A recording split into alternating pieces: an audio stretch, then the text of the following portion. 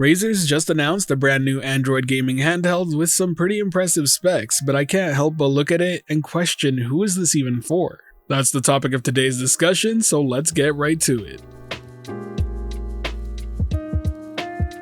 To kick things off, let's take a look at the specs. The base model costs $399, comes with a Qualcomm Snapdragon G3X Gen 1 chip, a 6.8-inch 2400 by 1080 AMOLED screen with 144Hz support, 8GB of RAM, 128GB of internal storage with microSD support for up to 2TB expansions, a two-way speaker with 2 digital microphones and THX spatial audio, front-facing 5MP 1080p 60fps camera, a 5000 mAh battery, Wi-Fi 6E support, Bluetooth 5.2 support, USB Type-C, and a 3.5mm headphone jack. Note that the headphone jack is only available via the controller, but more on that in just a second. The controller itself is powered via USB-C, has 2 analog sticks, 8 buttons, a D-pad, triggers, 2 bumpers, and 2 programmable buttons along with Razer HyperSense haptics. The base Wi-Fi model comes in at $399, the Founders Edition, which includes Razer's Hammerhead True Wireless earbuds, comes in at $499, and there will be a 5G version coming soon, but no price is listed yet. Now based on the specs alone, it seems like a pretty impressive piece of kit, not to mention the cloud gaming potential on that 144Hz screen with GeForce Now seems absolutely amazing.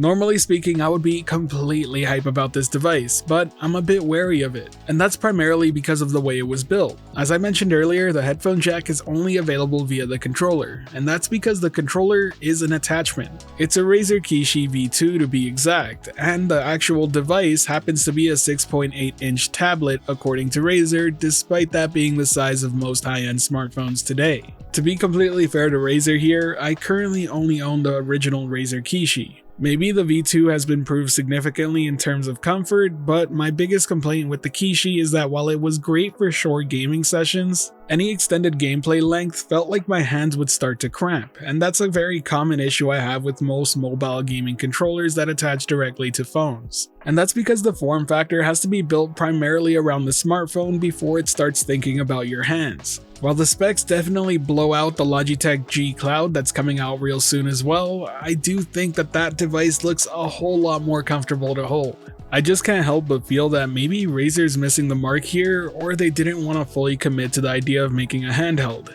This Razer Edge just seems like it's more of a way for them to test the waters to see if there's any market for this sort of device rather than fully committing to it. And ultimately, that rubs me the wrong way because this really is just a Razer Kishi attached to a device specifically for that purpose. There really is no benefit to using this over something like your smartphone with a Razer Kishi other than having a separate device battery to drain for it. There's also the fact that if you do have a high-end smartphone, chances are your specs on that already outperform what this is bringing to the table. That said, I don't think it's fair to say that it's all bad.